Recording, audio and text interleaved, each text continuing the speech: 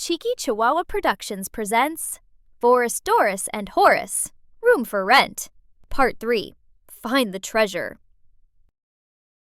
Part 2 ended with the happy trio on the ground floor of 53 Rolio Terrace, dancing amongst the chaos after cashing in on their big lotto win.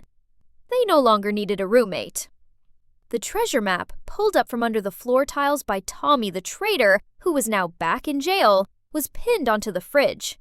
They hadn't thought much more about the map, until now. The floor had been repaired, and they were feeling a tad bored. Doris placed the map on the table and spent all effort to convince Boris and Horis that they should try to find the treasure. We could totally make an adventure out of going to find the treasure. I really like this idea. Let's do it. It's an opportunity to travel to see the world outside of this apartment. I'm all in! I'm all in! I'm all in! How many times do I have to say it? I'm all in! Doris talked more about what the adventure would involve and what they'd need to pack. It could be extremely dangerous. But maybe, if we are really careful, we'll be okay. As long as I have a backpack full of treats, I'll go anywhere! He's a treat freak. A treat freak. He'd do anything for a treat. Awesome! We're going on an adventure to find treasure! Yep, Horis was a treat freak, all right. He was the first to pack his bag, and he packed it over and over to make sure he hadn't missed anything. Boris and Doris got busy and packed their cases as well, with all of the essentials they might need. Dory, I'm not sure about the tins of peas, love. Oh, there must be another story in that for later. They waited down on the next block for the airport shuttle and started off on their adventure. It was the first time they'd been on a plane. Luckily, it all seemed very natural to them. Boris read his book, and he asked Doris if she liked the plane food. Doris had a healthy appetite. She ate Boris's meal as well as her own. Horis was quick to make friends with a white poodle. She was a bit flirty, so he lost interest rather quickly. Horis was quite taken by the cutie in pink.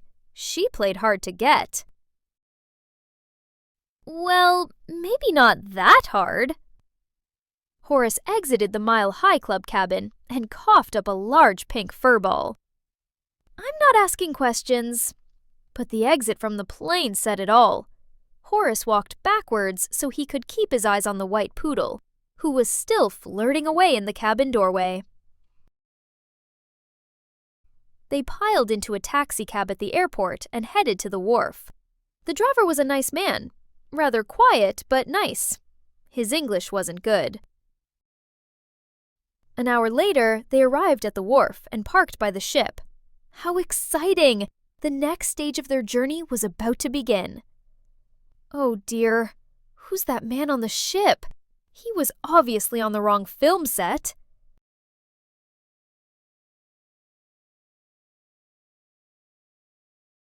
And there's a 2D mermaid in the water? What? Is she for real?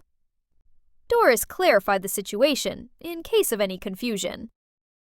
I'm not too familiar with 3D or 2D, as I've always been a 48 double D. They paid the taxi driver, thanked him, and boarded the ship, not knowing what lay ahead of them. They were focused solely on finding the treasure spot marked on their map and staying out of trouble. Oh boy, rough seas, rodeo style. It reminded Doris of her horse riding days and of Boris's dress-ups. Now, where on earth was the ship's captain? You guessed it. He was drunk and asleep down below the deck. Well, there was no point waking him because he was happily dreaming away. Dreaming about one of those 2D animated mermaids. Boris and Doris wondered where Horis had gone. Where was he? He was no longer in sight. They eventually found him at the back of the ship. Queasy, uneasy on the seasy. He had a combination of seasickness and internal pink poodle furball overload. The sea swell was increasing. Things were getting quite rough, so they relocated down to their cabin where they felt a lot safer. Horis recovered and Doris slept, but Boris found it hard to nod off. He was too busy thinking about the treasure map and what lay ahead of them. Finally, on the island, they discussed the map and the spot to start digging, and measured out the meters with their strides in every direction.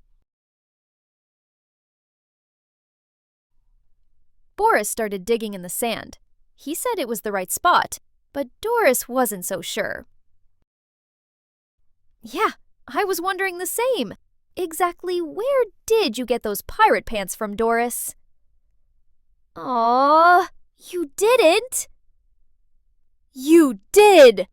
And while he was drunk and sleeping! Feeling hot, Doris removed her hideously thick pirate pants and questioned Boris's digging spot.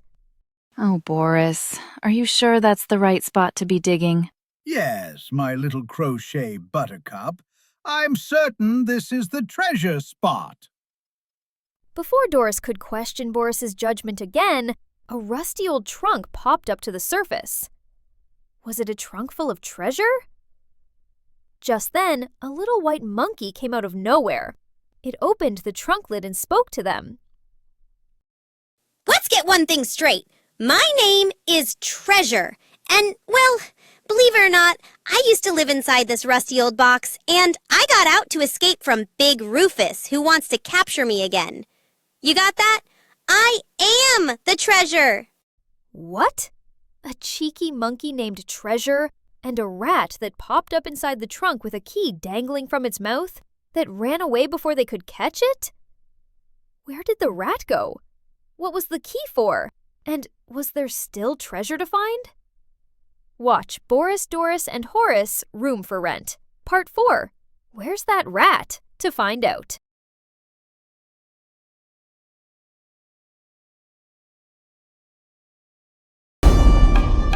We interrupt this program to bring you an important announcement. Tin peas have been drastically reduced. All boomers with copper coins tucked away can now go to any supermarket and get a tin of peas for just 2 cents.